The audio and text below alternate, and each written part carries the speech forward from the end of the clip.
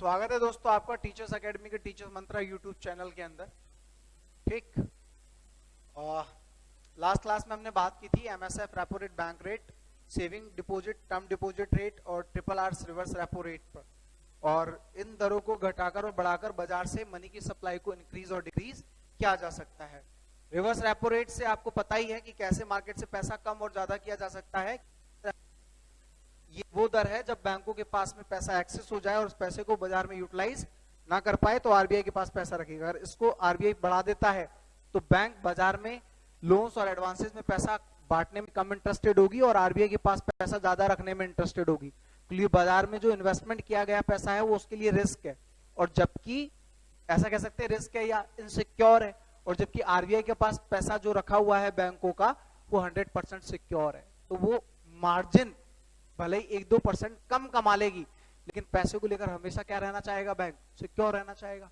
तो बाजार में पैसा नहीं बांटेगा अगर ये दर ज्यादा हुई तो इस दर को बढ़ाकर भी आरबीआई मार्केट से पैसा डिक्रीज कर सकता है। अगर उसको कम रखेगा तो जाहिर सी बात है बैंक आरबीआई के पास रखने में कम इंटरेस्टेड होंगे और मार्केट में ही बांटने में इंटरेस्टेड होंगे। In case of source of investment ही ना मिले तो उसे आरबीआई के पास रखना ही होगा, और आरबीआई जो ब्याज दर देगा बैंकों की रखे गए पैसे पर उसको क्या कहेंगे, रिवर्स रेपो रेट या रिवर्स रेपो दर। चलिए आगे बढ़ते हैं, आगे की रेट्स पे बात करते हैं। आगे की हम लेते हैं लैंडिंग रेट। लैंडिंग रेट दो तरीके की, एक का नाम बेस रेट है और एक का नाम एमसीएलआर है। एमसीएलआर का पूरा नाम क्या है, marginal cost of fund base landing rate, सीमांत निधि लागत अग्रिम ऋण ब्याज दर। एमसीएलआर को भारत में जो आरबीआई के द्वारा रिलीज किया गया या जारी किया गया वो 2016 में, और बेस रेट को जारी किया गया 2010 में। ये दोनों दरें पहले भारत में नहीं हुआ करती थी। इन दोनों दरों की जगह पर पहले हुआ करती थी पीएलआर और बीपीएलआर, प्राइम लैंडिंग रेट और बेंचमार्क प्राइम लैंडिंग रेट। इन्हें उधार दर या लैंडिंग रेट कहा जाता है। पीएलआर और बीपीएलआर क्या होते हैं, तो देखो दोस्तों, हम अगर बात करें कि जैसा कि हम बताए थे कि बैंक बाजार में क्या करती है, उधारियां बांटती है, home loan, car loan, personal loan, education loan. तो ये जितने भी लोन्स होते हैं और एडवांसेस होते हैं, तो लोन्स और एडवांसेस में आप अंतर जानते हो। लोन को हिंदी में बोलते हैं क्या, ऋण, और एडवांसेस को बोलते हैं हिंदी में क्या, अग्रिम। तो अग्रिम और जो ऋण है दोनों में अंतर क्या होता है कि बाजार में बैंकों के द्वारा 0 से 364 दिन तक के लिए बांटा गया पैसा अग्रिम कहलाता है, और 364 दिन से अधिक के लिए बांटा गया पैसा ऋण कहलाता है। 0 to 364 days money lending by bank in the market, that is called advances, and about 364 days lending by bank in the market, that is called loans। Simple सी बात कि 364 दिन तक के लिए बांटी गई उधारी अग्रिम कहलाती है, 364 दिन से ज्यादा के लिए बांटी गई उधारी ऋण कहलाती है। तो अग्रिम बैंकों के अंदर 3 तरीके के होते हैं, एक को कैश क्रेडिट कहते हैं, एक को डिस्काउंटिंग बिल कहते हैं, और एक को ओवरड्राफ्ट कहते हैं। कैश क्रेडिट मतलब किसान क्रेडिट कार्ड, डिस्काउंटिंग बिल मतलब क्रेडिट कार्ड। क्रेडिट कार्ड दो तरीके से, डेबिट कार्ड और क्रेडिट कार्ड। अगर इन दोनों में सिंपल सी आपको परिभाषा है, डेफिनेशन देनी हो तो क्या बोलोगे, pay now buy after, that is called debit card, and buy now pay after, that is called credit card. पहले भुगतान करो फिर खरीदारी करना, ये डेबिट है। पहले खरीदारी कर लो फिर भुगतान कर देना, ये क्रेडिट कार्ड है। और ये क्रेडिट डेबिट कार्ड तो सभी अकाउंट होल्डर्स को दिए जाते हैं जनरली, आमतौर पे, लेकिन क्रेडिट कार्ड जनरली सभी को नहीं मिलते। उसकी वो ट्रांजैक्शन स्टेटमेंट पे डिपेंड करता है कि उसको क्रेडिट कार्ड दिया जाए या नहीं दिया जाए, और हर बैंक आज की डेट में क्रेडिट कार्ड अपने कस्टमर्स को प्रोवाइड कराता है। तो क्रेडिट कार्ड भी एक तरीके की उधारी होती है, और वो उधारी लॉन्ग टर्म के लिए नहीं होती, शॉर्ट टर्म के लिए ही होती है। ठीक है। ओवरड्राफ्ट बिजनेस पर्पस के लिए करंट अकाउंट के अंदर दी जाने वाली एक फैसिलिटी है। किसान क्रेडिट कार्ड किसानों के द्वारा किसानों को दी गई एक सब्सिडी, एक तरीके का कॉर्पोरेशन और एक तरीके का हेल्प है जो सेंट्रल गवर्नमेंट के द्वारा दिया गया 1998 से, जिसे नाबार्ड ने इसका मॉडल बनाया आरवी गुप्ता कमेटी की रिकमेंडेशन पर। और इसके अंदर जो उधार दिया जाता है किसानों को, किसानों की जो खेत होते हैं उन खेतों के फर्टिलाइजेशन या उर्वरकता के आधार पर उसकी लिमिट डिसाइड की जाती है कि उसके भूमि की या खेत की लिमिट कितनी है, और उसी लिमिट के हिसाब से वो अमाउंट बैंकों के जरिए किसानों के खाते में ट्रांसफर कर दिया जाता है। और खाते में जितना पैसा आता है उस सभी पैसे पे ब्याज नहीं लगता। वो जितना पैसा उस खाते से निकालेगा ब्याज दर सिर्फ उसी पे लागू होगा। जो पैसा खाते में रखा हुआ है उस पर कोई ब्याज नहीं लेगा। और ये ब्याज एक तरीके का जो दिया जाएगा किसान के जरिए बैंकों को, वो क्लोजिंग होने से पहले पहले या क्लोजिंग वाले दिन से पहले पहले आपको देना होगा। इससे किसान क्रेडिट कार्ड के अंदर दिया जाने वाला उधार टर्म क्रेडिट स्कीम के नाम से भी जाना जाता है, क्योंकि ये हर साल रिन्यू कराया जाएगा।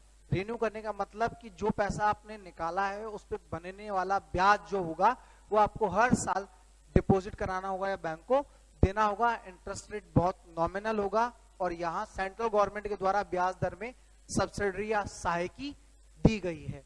तो केसीसी हो, डिस्काउंटिंग बिल क्रेडिट कार्ड को क्यों कहते हैं कि क्रेडिट कार्ड को जहां जहां स्वैप करोगे वहां पर आपको कैशबैक या डिस्काउंट जैसी फैसिलिटी होती हैं वो दी जाती हैं।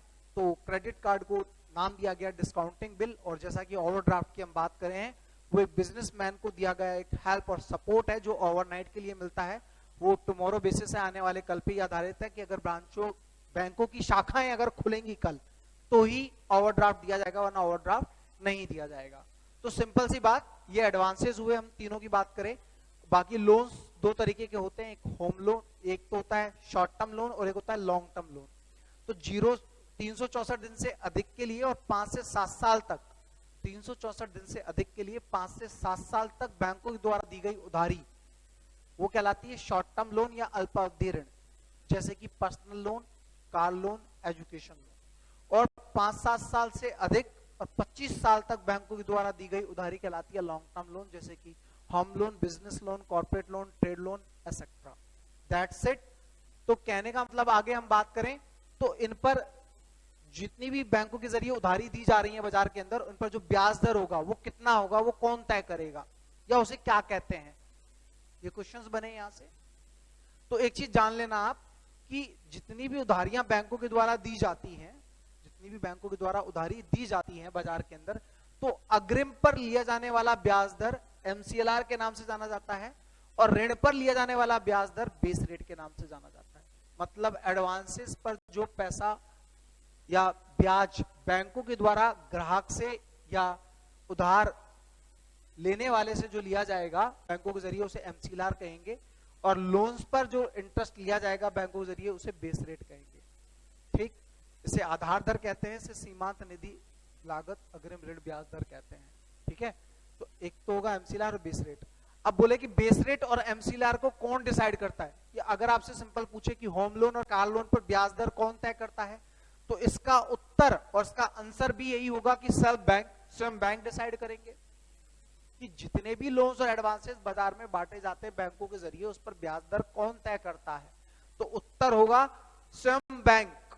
लेकिन पूछ लिया जाए कि न्यूनतम कौन डिसाइड करेगा, मिनिमम कौन डिसाइड करेगा, तो हमेशा ध्यान रखना उत्तर क्या आएगा, रिजर्व बैंक ऑफ इंडिया।